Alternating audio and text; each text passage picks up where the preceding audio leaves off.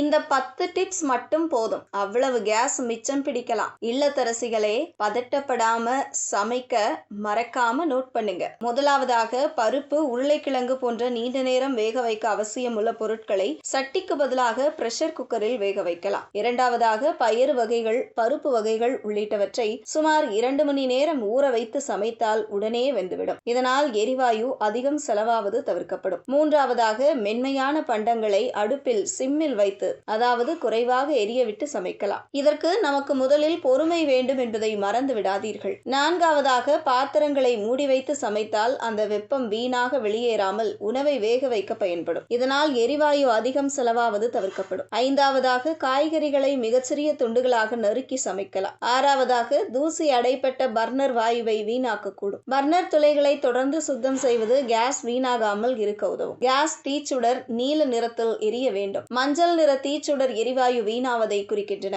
ஏழாவதாக, அடுக்கு குக்கர் முறையில் கீழே பருப்பு, அதன் மேல் சிறிய பாத்திரத்தில் காய்கறி போட்டு மொத்தமாக விசில் விடலாம். தனித்தனியாக சமைப்பதற்கு இவ்வாறு செய்து பார்க்கலாம். எட்டாவதாக, உணவுகளுக்கு சில நிமிடங்கள் முன்னதாகவே கேஸ் அணைத்து விட வேண்டும். இதனால் பெரும்பாலும் பாத்திரத்தில் ஏற்கனவே தக்க வைக்கப்பட்டிருக்கும் வெப்பத்தை பயன்படுத்தி உணவுகள் வெந்துவிடும். ஒன்பதாவதாக, துருப்பிடிக்காத எக்கு அல்லது வார்ப்பிரும்பு போன்ற தடிமனான சமையல் பாத்திரங்கள் வெப்பத்தை சமமாக பகிர்ந்து கொள்கின்றன. இது வெப்பம் வீணாவதை தடுக்கிறது மற்றும் மெல்லிய பாத்திரங்களுடன் ஒப்பிடும்போது சமையல் நேரத்தை குறைக்கிறது. பத்தாவதாக, ஒவ்வொரு நேரத்திற்கும் விதவிதமான உணவுகளை சமைப்பதற்கு பதிலாக ஒரே நேரத்தில் குறைந்தது 2 வேளை உணவுகளை தயாரிப்பது, சுடுதண்ணீர் வைக்க மின்சாரம் பயன்படுத்துவது உள்ளிட்ட நுட்பங்கள் மூலம் கேஸ் பிரச்சனையை ஓரளவு சமாளிக்க முடியும்.